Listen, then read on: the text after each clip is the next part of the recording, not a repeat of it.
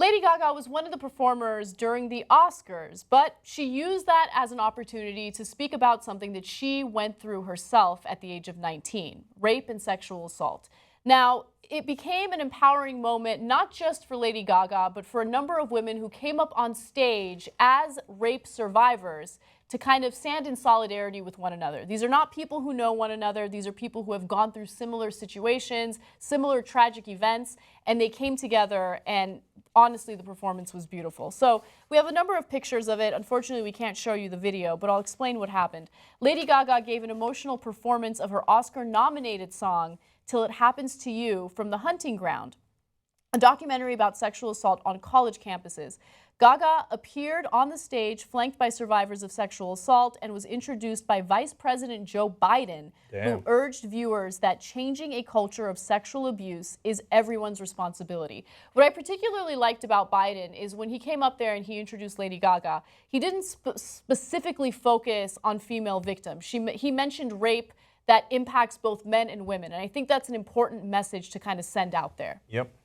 So it was great. Annie Clark, Andrea Pino, and Fabiana Diaz, they're all survivors of sexual assault and advocates for ending sexual violence. The three of them appeared on stage together with 48 other survivors of sexual assault. And they all had messages on their arms, you know, kind of making statements about what they had gone through. Each of the survivors displayed different messages written on their forearms that said things like, "Not alone," "You're not at fault," and "We believe you." Yeah, a lot of courage to stand up there and be seen in front of all those people as someone who's been attacked, you know, and in the worst possible way. The males, the females, everybody up there. It's kind of a somber note, and I'm not much into musical performances. I always want to be like, let's fast forward through this, right? But there was a point to this. But there was a point to this, and it was very well delivered. And so sometimes Lady Gaga can be outrageous for the sake of being outrageous. That's only 99% of the time. But in this 1% of the time, she had a great message, and I'm glad she was strong enough to be able to deliver it in an effective way. Yeah, look, I'm not a Lady Gaga expert, so correct me if I'm wrong about this. I think in the beginning of her career, it was 99% outrage. And then I think she realized, as she got older and matured a little bit, that, hey, you know what? I have this opportunity to raise awareness on issues that matter. So she was very aggressive when it came to, you know, gay acceptance and making sure that, you know, she pushed for gay rights. And now she's talking about rape and sexual assault, and I think that that's great. Now, there's a criticism, though, that I do want to bring up.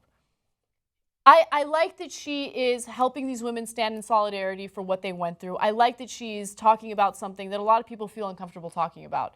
But she has worked with someone like R. Kelly, who is known to abuse underage women, right? Or girls, I should say girls, because that's what they were.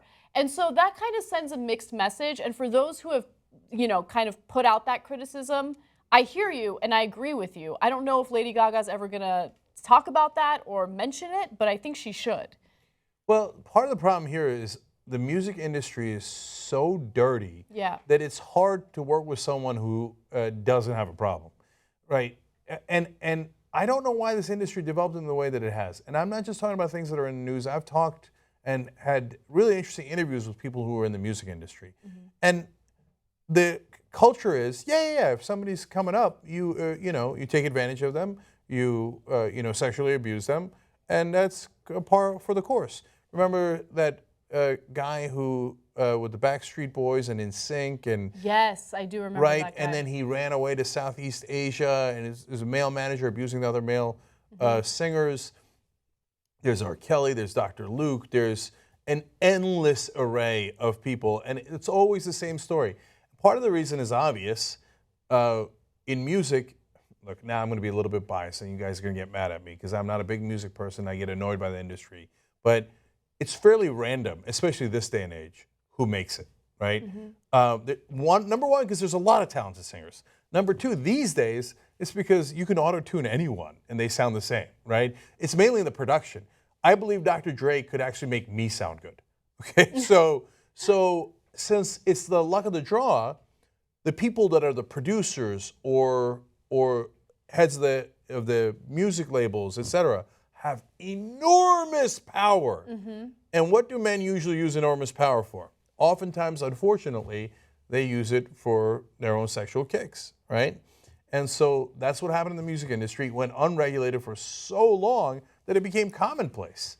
Well, you know, it's way past time that it stopped being commonplace. I'm glad that they brought this up, no matter who Lady Gaga has worked with.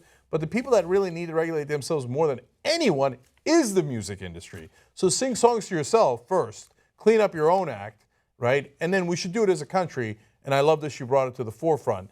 But I know who's up first, and it's definitely the guys in music.